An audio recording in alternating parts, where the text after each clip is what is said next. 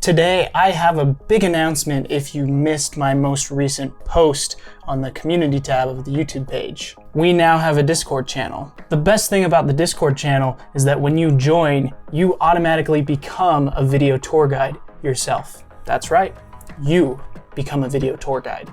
In the Discord, you can get camera help, share your own content, and get feedback on it. Basically, it's a place where you can get more involved in the community if you like, and I'll be there as well. So if you want to become a video tour guide today, be sure to check out the link in the description and join the Discord today. Now in today's video, we're going to be talking about cages. I'm going to talk about why you may need a cage and why I think this cage in particular we're going to talk about is the one to go with if you think it's something that you could benefit from. This video is not sponsored, by the way. I paid out of my own pocket to get this cage because, well, it's awesome. So let's get started. My name's Dustin, your video tour guide, and please keep your arms and legs inside your chairs at all times. Sit back, relax, and enjoy the video.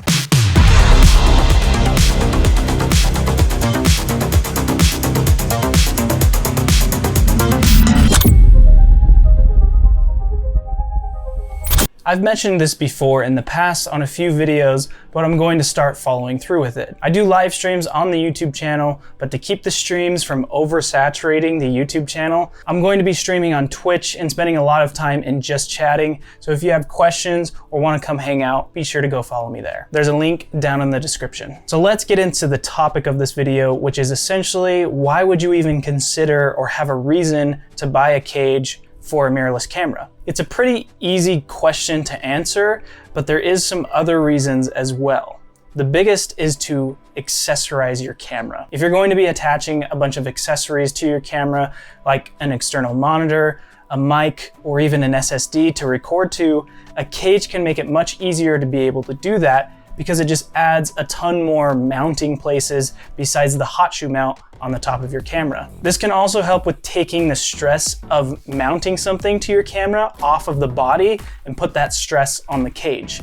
The less stress you put on the camera, the less likely you are to, well, bend something on the camera or even damage it from normal wear and tear. It's the same thing when you add a top handle to your camera. You're putting a lot of stress on the hot shoe mount of the camera, but if you add that top handle to your cage, you're taking that stress off the mount and putting it on the cage. You don't need a cage to use a top handle, kind of like I said, but a top handle obviously makes it easier to carry your camera around, but it also makes it easier to get some lower angled type shots, which I love, especially when I'm shooting handheld. Another big one to consider a cage is if you plan on mounting hefty lenses to your camera, and you need to add some rails in order to support the lens and not put the stress on the mount of your camera. This is a big one. With smaller, lighter lenses, you don't really need any kind of support for your camera, but as soon as you get some heavy lenses on there, you're going to want to add some kind of support. The last reason I can think of is if you want to add like a follow focus or add a matte box. There are some matte boxes out there, like the Polar Pro Base Camp,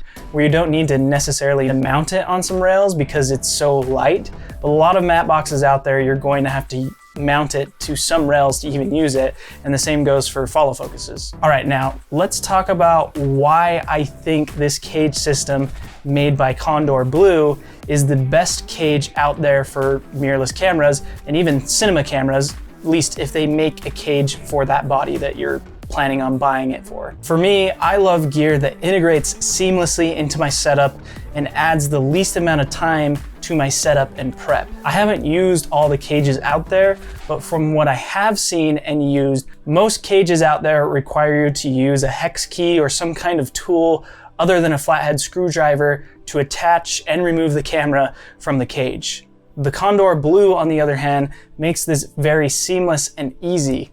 To attach the camera to the cage, it has a plate that you take off and screw to the bottom of your camera like a tripod, and then you just slide your camera onto the cage. The coolest thing about this design is you can transfer your camera easily to your gimbal or tripod in seconds. If you use one of those other cages, you'd have to pull out the hex key and unscrew it from the cage, screw on your plate, then attach it, and the faster I can do that, the better, especially when I'm using a gimbal. I believe some cages don't even allow you to attach a tripod plate to the bottom of the cage, so you essentially have to buy all their stuff in order to even make it functional. The Kondor Blue though does allow you to attach a tripod plate to the bottom. The other thing I really like about the Kondor Blue is once the camera is on the cage, I notice it doesn't obstruct any of the buttons or any features on the camera. I did have a cage that I bought before the Kondor Blue, but let's just say I returned it because it covered my record button on the top of the camera, which just didn't make sense to me. They also designed this so you can still change batteries and access the SD card slot with it staying on the cage. Let's move on to the top handle that you can buy with this cage.